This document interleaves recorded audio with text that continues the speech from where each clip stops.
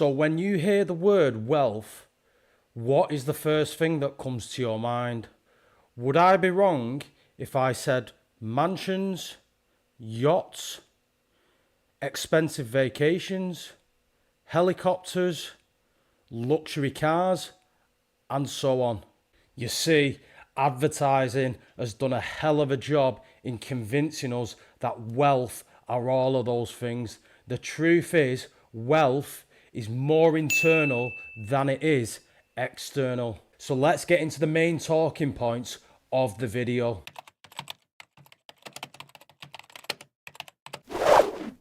So let's define financial security. Financial security is being able to afford your expenses. It's being able to live comfortably on your income. It's being able to save for the future. So in other words, you don't worry about money. This means not being in debt and spending less than you earn. It is not about being super rich. For example purposes, let's talk about an investment banker. An investment banker is basically a financial advisor for companies, and they get paid very, very well. Some might consider it a very prestigious job. But here's the catch. They work a tremendous amount of hours, sometimes pushing 70, 80, 90 hours a week. The workload can be extremely high, and that means more stress. So yeah, they're getting paid very handsomely, but they haven't got a life. I'm not being funny, but if I was working 70, 80-hour work weeks, the only thing I would be doing in my spare time is sleeping. The point I'm trying to make here is that yes, you could be earning bucket loads of money, but that doesn't make you free. If you're working all the time, you haven't got time to pursue your goals and passions outside of work. You haven't got time to be present with your spouse or girlfriend, or be present with your children. This is not wealth. Now let's compare an investment banker to, let's say, a self-employed plumber. Even though the plumber is more than likely not going to be earning anywhere near as much as the investment banker, because the plumber is self-employed, he can work whenever he wants. From a time perspective, from a freedom perspective, who is wealthier, the plumber or the investment banker? I'll let you decide.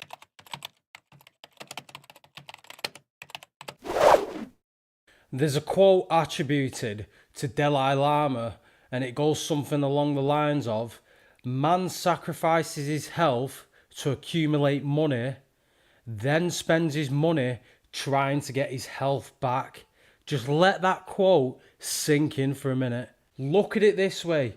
You can be economically very, very successful, but if you are in pain, if you are struggling to move, if you are going constantly to the hospital, you are not going to be enjoying life. You are not going to enjoy the things that money can buy. So when it comes to health, these are the 4 areas that you need to work on.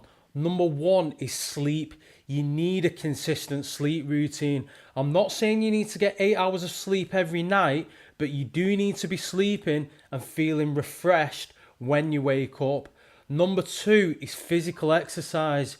You need to be strength training 3 times a week and getting your steps in daily. 10,000 steps is what is recommended. Number 3 is nutrition, and that means giving your body the foods that it needs. High nutrient dense foods is what we are talking about here. These are foods that are going to fuel your body. And finally, number 4 is stress reduction techniques. So this can be spending time in nature, meditation, sauna use, and so on. The bottom line is this: don't be the richest guy in the graveyard. And what I mean by that is, don't kill yourself chasing more money.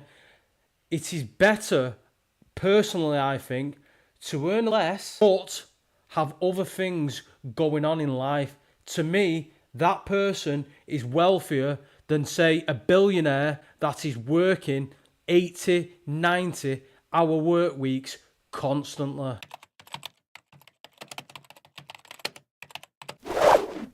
If you want to see happiness and contentment, just look at a young child.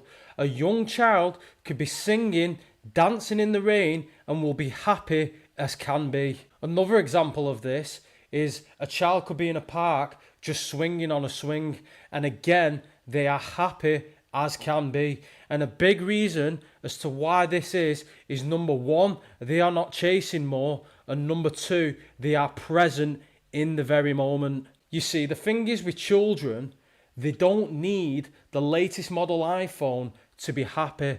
They don't need to be a six-figure earner to be happy. As long as their basic needs are met, food, water, shelter, clothing, plus love and attention, that child will generally be happy. And I think as adults, we can learn from children in that sense. The truth is, materialism is an absolute trap. Advertising has done a very good job in convincing us that we need to buy, and buy some more to be happy. This is simply not true. I know from my own personal experience when I went travelling to Australia and New Zealand in 2015, the only thing I owned was a backpack full of clothing. That is it. Yet, it was one of the greatest experiences of my life. The truth is, the things you own end up owning you.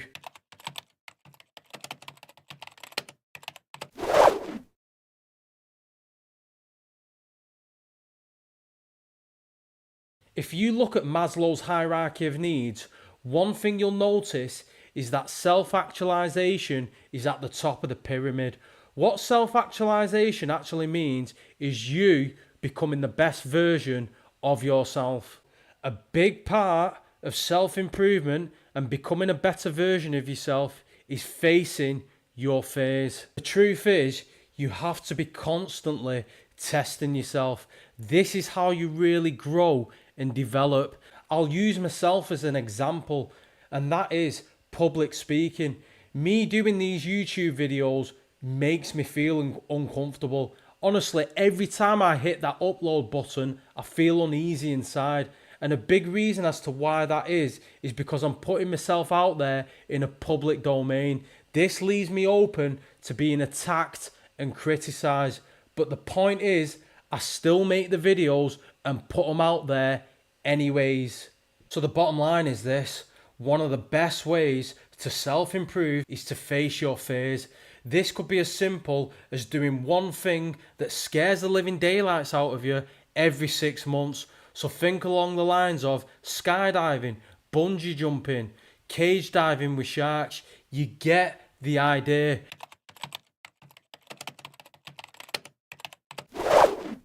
Research, time and time again, has shown that strong positive relationships are a massive contributor to overall happiness, health and well-being.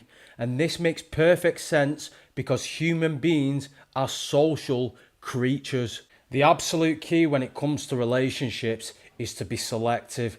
This is actually very healthy.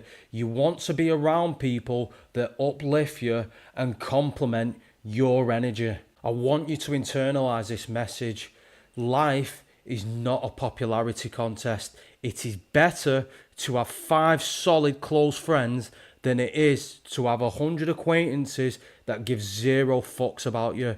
Be around people that genuinely want the best for you.